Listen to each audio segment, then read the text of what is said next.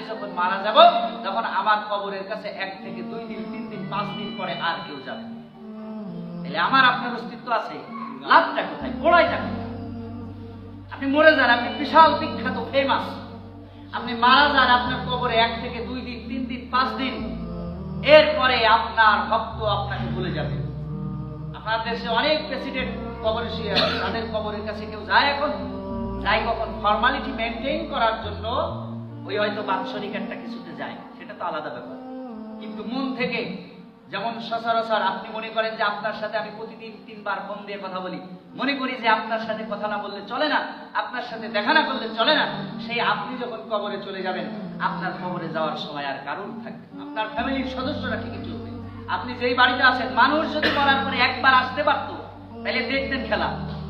যেই বাড়িতে আপনার নাম লেখা আছে গেটে অমুকের বাড়ি, যেই গেটে আপনার নাম লেখা আছে, আপনি মরার পরে সেই গেটে আপনার ছেলের নাম।